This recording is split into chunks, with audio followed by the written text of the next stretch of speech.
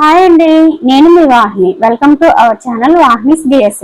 ఈ ఛానల్లో ప్రతిరోజు కూడా మీకు కరెంట్ అఫైర్ మీద క్లాసెస్ అనేవి ఫ్రీగా ఉంటాయి. ఇంకా ఎవరైనా ఛానల్ని సబ్స్క్రైబ్ చేసుకోకపోతే వెంటనే సబ్స్క్రైబ్ చేసుకోండి.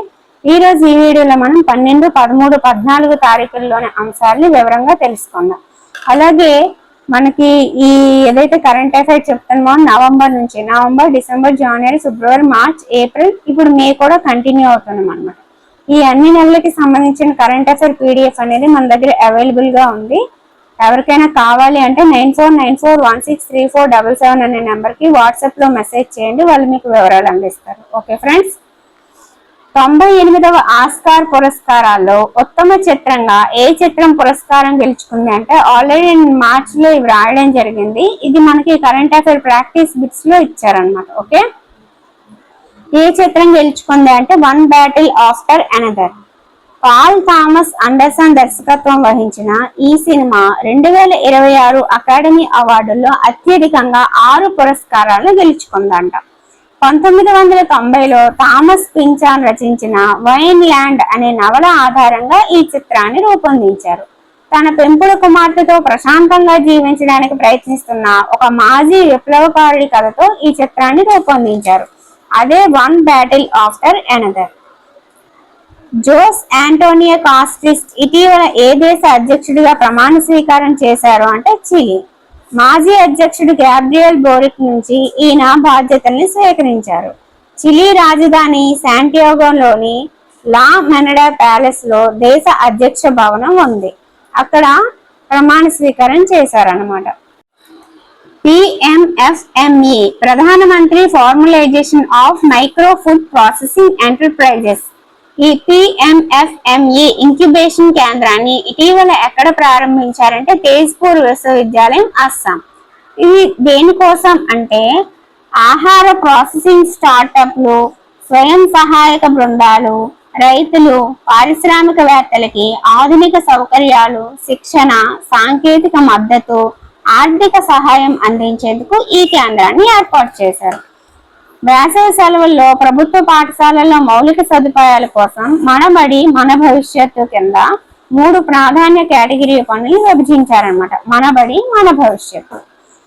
నర్సింగ్ రంగంలో ఉత్తమ సేవలు అందిస్తున్న 5గురికి రాష్ట్ర ప్రభుత్వం తరపున ఫ్లోరెన్స్ నైటింగేల్ 2025 అవార్డులు అనేవి ప్రదానం చేయనున్నట్లు వైద్య ఆరోగ్య శాఖ మంత్రి సత్యకుమార్ తెలిపారు. అంతర్జాతీయ నర్సుల దినోత్సవం మే 12 కదా, ఆ సందర్భంగా ఇచ్చారనమాట ఈ అవార్డులు అనేది. Next, Asia weight lifting championship లో భారత్ ఖాతా తెరిచింది. మహిళల 48 కేజీల విభాగంలో కోమల్ కోహర్ కాంస్యం గెలుచుకున్నారు. చెన్నై ఇండియన్ అథ్లెటిక్స్ సిరీస్ లో నిత్యా గాంధీకి స్వర్ణం, అలాగే అనూష శివకుమార్లకి కాంస్య పథకాలు వచ్చాయి. రాష్ట్రంలో జూలై 1 నుంచి 7,973 కోట్లతో విబీజీ రామ్జీ అనే పథకం అనేది అమలు కానున్నది.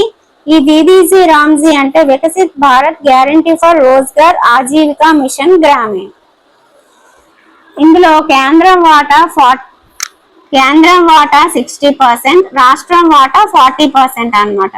జాతీయ గ్రామీణ ఉపాధి హామీ పథకం ఏదైతే ఉందో మహాత్మా గాంధీ జాతీయ గ్రామీణ ఉపాధి హామీ పథకం పేరులో ఆ స్థానంలో ఈ విబీజీ రామ్జీ వచ్చింది అన్నమాట. సోమనాథ్ ఆలయాన్ని పునర్నిర్మించి 75 ఏళ్లు పూర్తయింది. దేశంలో కోర్టు వ్యాజ్యాల నిర్వహణని మెరుగుపరచడానికి 1 కేస్ 1 డేటా పేరుతో సరికొత్త డిజిటల్ వ్యవస్థని సుప్రీంకోర్టు అందుబాటులోకి తెచ్చింది. భారత ప్రధాన న్యాయమూర్తి జస్టిస్ సూర్యకాంత్ దీనిని ప్రారంభించారు. ట్రయల్ కోర్టులో దాఖలయ్యే వ్యాజ్యాలు ఆ తర్వాత అప్పీల్ కోసం ఏ న్యాయస్థానానికి వెళ్ళినా బహుళ స్థాయిల్లో వెంటనే వాటి సమాచారం మొత్తం అందించేలా చేయడమే ఈ కొత్త వ్యవస్థ లక్ష్యం అన్నమాట. అదే 1 కేస్ 1 డేటా. సుప్రీంకోర్టులో పిటిషన్లు వేసే వారికి న్యాయస్థానం సేవల్ని మరింత సులభతరం చేసేందుకు కోర్టు వెబ్సైట్ తో అనుసంధానితమై పనిచేసే సుసహాయ్ AI చాట్ బోర్డ్ ను ప్రారంభించినట్లు కూడా CJI జస్టిస్ సూర్యకాంత్ ప్రకటించారు. ఏపీ, తెలంగాణ సహా 17 రాష్ట్రాలు, 5 కేంద్రపాలిత ప్రాంతాల్లో 3వ దశ వాటర్ జాబితా ప్రత్యేక సమగ్ర సవరణ కార్యక్రమం సర్ అనేది ఎన్నికల సంఘం మరికొన్ని రోజుల్లో ప్రారంభించనుంది. Asia senior weightlifting championship లో భారత క్రీడాకారిణి జ్ఞానేశ్వరి యాదవ్ ఒక రజతం, ఒక కాంస్యం గెలుచుకున్నారు. 53 కేజీల స్నాచ్ లో రజతం, ఓవరాల్ గా 194 కేజీస్ బరువెత్తి కాంస్యం గెలుచుకున్నారు మే 13న. అలాగే ఇంతకు ముందు మనం చెప్పుకున్న 48 కేజీల విభాగంలో కోమల్ కోహర్ కాంస్యం వచ్చిందని, అది మే 11న వచ్చింది. ఓకే, PMFME పథకం కింద బ్యాంకు రుణాలు సకాలంలో అందక ఇబ్బంది పడే వారికి స్త్రీనిధి ద్వారా రుణాలు మంజూరు చేయించి చేయూత అందించాలని ఆంధ్రప్రదేశ్ ప్రభుత్వం నిర్ణయించింది. PMFMEని స్త్రీనిధికి రుణాలకి అనుసంధానించారన్నమాట. హైకోర్టులో కేంద్ర ప్రభుత్వం తరపున వాదనలు వినిపించేందుకు డిప్యూటీ సొలిసిటర్ జనరల్ గా తేనేపల్లి నిరంజన్ బాధ్యతలను స్వీకరించారు. స్థానిక సంస్థలకి సెప్టెంబర్లో ఎన్నికల నోటిఫికేషన్ వెలువడే అవకాశం ఉంది. డిసెంబర్లోగా ఎన్నికల ప్రక్రియ పూర్తి కానుంది. రాష్ట్ర ఎన్నికల కమిషనర్ అనిల్ చంద్ర కోనేఠా రాష్ట్రాన్ని 2029 నాటికి ప్రపంచ పర్యాటక గమ్యస్థానంగా మార్చాలన్నదే లక్ష్యంగా పనిచేస్తున్నట్లు పర్యాటక శాఖ మంత్రి కందుల దుర్గేష్ తెలిపారు. యాపిల్ సంస్థ నిర్వహించిన ప్రతిష్టాత్మక స్విఫ్ట్ స్టూడెంట్ ఛాలెంజ్ 2026 లో విశాఖకు చెందిన గీతం డీన్ యూనివర్సిటీ CSE విద్యార్థి మానస్ మల్ల సత్తా చాటారు. ఆ సంస్థ ప్రపంచ వ్యాప్తంగా ఎంపిక చేసిన టాప్ 15 ఎలైట్ జాబితాలో చోటు దక్కించుకున్న ఏకైక భారతీయుడిగా చరిత్ర సృష్టించారు. జూన్ 9 అమెరికాలో జరగనున్న యాపిల్ ప్రపంచ స్థాయి డెవలపర్ సదస్సుకి ఎంపికయ్యారు. ఉత్తరప్రదేశ్ లోని ప్రయాగ్రాజ్ వద్ద గంగా, యమున, సరస్వతి నదుల కలయికే త్రివేణి సంగమంగా ప్రసిద్ధి. కానీ సరస్వతి నదిని ఎవరూ చూడలేదు. గంగా, యమున నదుల మధ్య భూగర్భంలో ఒక భారీ పురాతన నది ప్రవహించిన ఆనవాళ్ళని హైదరాబాద్ జాతీయ భూభౌతిక పరిశోధనా సంస్థల శాస్త్రవేత్తలు గుర్తించారు. రాష్ట్రంలో మారుమూల ప్రాంతాలకు సైతం 5G నెట్వర్క్ అందుబాటులోకి రానుంది. అల్లూరి సీతారామరాజు గారి జిల్లాలో 101, పార్వతీపురం మన్యం జిల్లాలో 78 కొత్త టవర్లని ఏర్పాటు చేయాలని నిర్ణయించారు. అలాగే శ్రీ పొట్టి శ్రీరాములు నెల్లూరు జిల్లాలో 75, ఏలూరులో 45, తిరుపతిలో 54, శ్రీకాకుళంలో 43 టవర్ల ఏర్పాటుకి ప్రభుత్వం ప్రతిపాదించింది.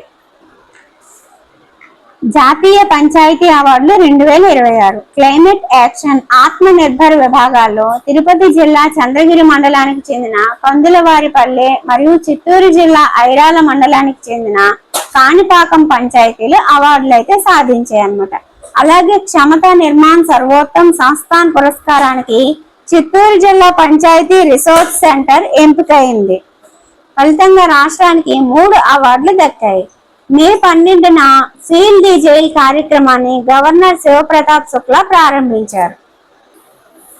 చెంచల్గూడ జైలు శిక్షణా సంస్థ ప్రాంగణంలో మే 12న ఆయన జైలు మ్యూజియం ఏర్పాటు చేశారు. ఇక్కడ మనకి సీల్ ది జైల్ ఏంటంటే 24 గంటలు సాధారణ వ్యక్తులు కొంత రుసుము చెల్లించి జైలు జీవితం గడిపి రావడమే సీల్ ది జైలు అన్నమాట. అంటే మనం డబ్బులు ఇచ్చి జైల్లో ఎలా ఉంటుంది ఏంటో చూసి ఒక ఖైదీలాగా అక్కడ ఉండి గడిపి రావచ్చు. అదే సీల్ ది జైల్ కార్యక్రమం అన్నమాట. భారత నౌకాదళంలో పశ్చిమ నేవల్ కమాండ్ అధిపతిగా వైస్ అడ్మిరల్ సంజయ్ వాత్సాయన్ ఎంపికయ్యారు. టీచర్ల పదోన్నతిలో ఉపాధ్యాయ అర్హత పరీక్ష తప్పనిసరిగా పరిగణలోకి తీసుకోవాలని పాఠశాల విద్యాశాఖ ఆదేశాలు ఇచ్చింది. దీన్ని బట్టి మళ్ళీ టెట్ అతి త్వరలోనే రాబోతోంది అనే విషయం అయితే స్పష్టమవుతుంది. ఓకే ఫ్రెండ్స్, ఈ వీడియో మీ అందరికీ నచ్చిందని అనుకుంటున్నాను. నచ్చితే లైక్ చేయండి, వీలైతే మీ ఫ్రెండ్స్కి షేర్ చేయండి, మన ఛానల్ని సపోర్ట్ చేయండి. Thank you.